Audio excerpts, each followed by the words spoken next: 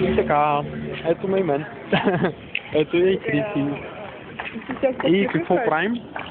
Седим си тука пред Бранденбургската врата. Ето и нея.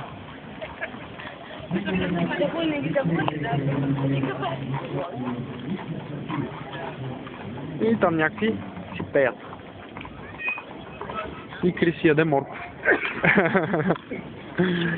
И тук какво още забележително си има освен вратата? Това не трябваше да го записваш. Това е връзката между изтока и запада. Ето я. Сега в момента сме в източен Берлин и като преминем от татка, ще бъдем в западен Берлин. Значи това не е шега работа. Не може така. Трябва да се отнасяме сериозно към нещата. Ето тук някакъв шадраван.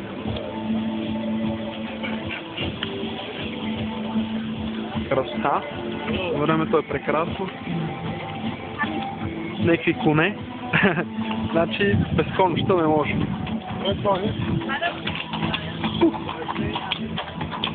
Хора.